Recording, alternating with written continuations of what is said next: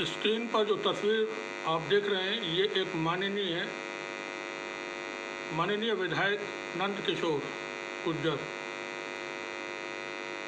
ये कुछ कह रहे हैं, वो हम आपको सुनवाते हैं। सुन लें आप क्या कह रहे हैं माननीय विधायक जी। क्या पूरा मामला है? देखिए, आपने सारी बात सुन ली होगी। इस बहन ने जिस तरह से घटना बताई है, मैं समझता हूँ कि इससे ज्यादा जघन्य अपराध, इतनी खराब घटना, ऐसा लगता है धरती फटने वाली है।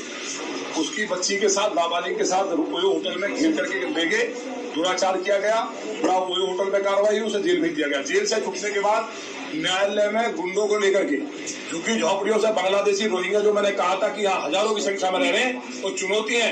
और दिल्ली में 10 लाख रह रहे हैं, और गाजियाबाद में लौनी के हालात। अब विधायक जी कह रहे हैं कि दिल्ली में और गाजियाबाद में बांग्लादेशी रोहिंग्या हजारों की तादाद में रहते हैं, ये तो रह रहे हैं। ये तो फेलियर है गवर्नमेंट का, केंद्र सरकार का। बांग्लादेश भारत का पड़ोसी देश है, वहाँ से कैसे घुसाए, जबकि BSF और दूसरे अन्य जो सुरक्षा बल हैं वो सरहद की रक्षा करते हैं।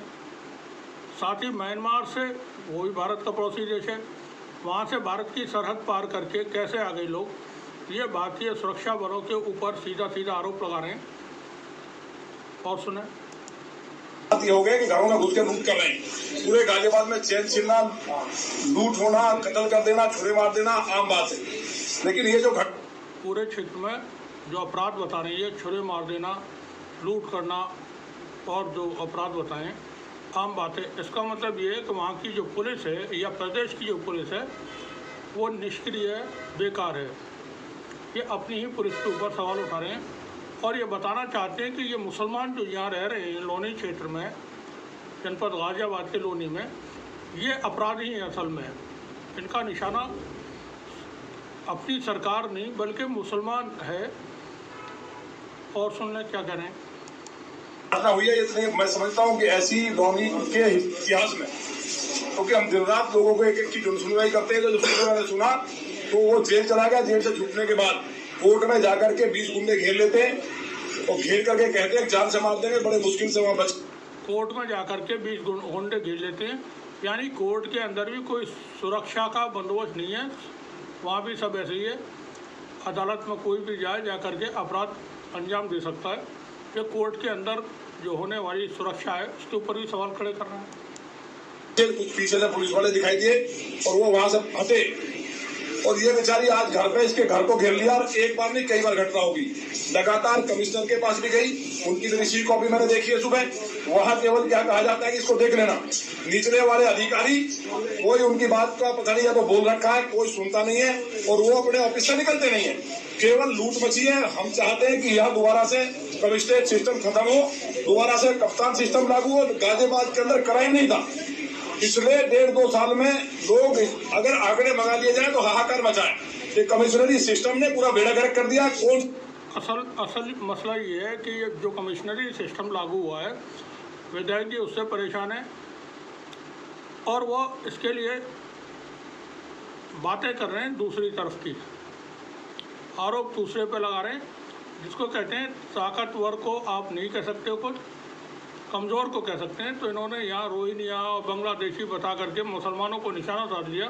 असल पीड़ा इनकी जो कमिश्नरी सिस्टम लागू हुआ है उससे है। और सुन लें, सलाहकार है, कौन सिस्टम को चला रहा है, कौन बना रहा है, पुलिस वाले सुनने को तैयार नहीं है। खुलेआम मुसलमान घरों में घुस जा रहे हैं गरीबों के, और हमें जाकर के खुद लड़ना पड़ रहा है। अगर हमें फिर उसी बात पर आ गए, ये मुसलमान घरों में घुस जा रहे हैं। अपनी जो इनकी पीड़ा है उसके लिए मुसलमानों को जिम्मेदार बता रहे हैं, क्योंकि इनकी चल नहीं पा रही होगी।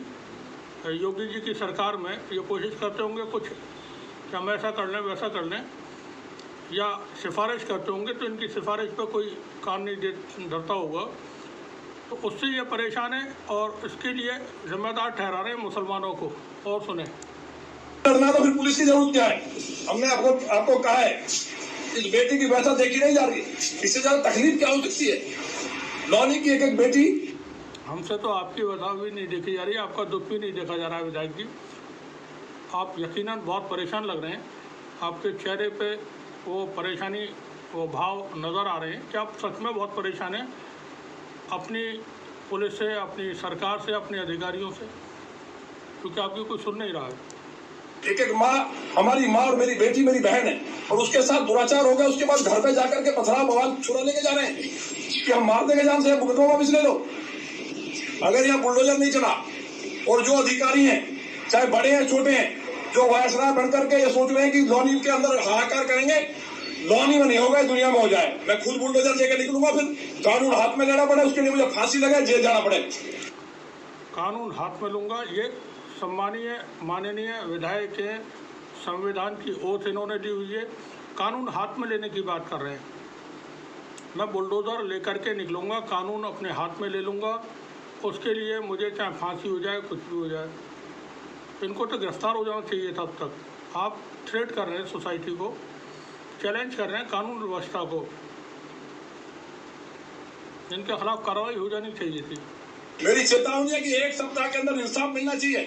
और भी घटनाएं हैं, कोई मकानों में घुस रहा है, रोज कहते कहते थक गया, पुलिस वाले बुला करके सेटिंग करते हैं, और एक दो ऐसे दलाल बैठे हैं कि हर चौकी थाने इस तरह लुटे जा रहे हैं, बिखरे हैं। तकलीफ की बात है। तो मुझे उम्मीद है कि योगी जी महाराज इस पर संज्ञान लेंगे, देखेंगे चौकी थाने बिक रहे हैं, दलाल चौकी थानों को चला रहे हैं, पुलिस नहीं चला रही है, ऐसा विधायक जी कह रहे हैं। आपने सुने, माननीय मुख्यमंत्री जी से हम मिलेंगे, और यह तो आर पार की जंग अब होगी। लोगों को इकट्ठा करके इन पर बुलडोजर हम चलाएंगे। हम देखते हैं लॉनी में गुंडागर्दी कौन सुअर करता है। अब इस सुअर अभी ये कह रहे थे, सुअर की तस्वीर आपने देखी होगी, कोशिश करें पहचानने की कोशिश करें कौन सुअर क्या पता नहीं क्या कहा इन्होंने करता है।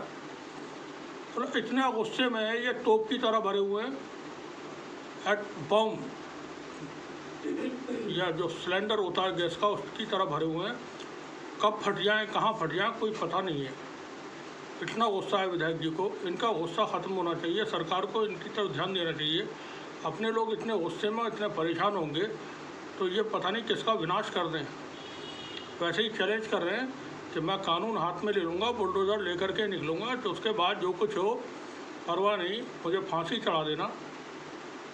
तो इनका गुस्सा शांत होना चाहिए, इनकी गर्मी निकालिए योगी जी।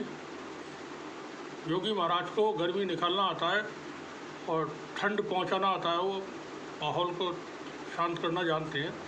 तो इनकी गर्मी निकालिए योगी जी, और ज़रूरी है, नहीं तो ये प्रॉब्लम क्रिएट कर देंगे। शुक्रिया आप सभी का।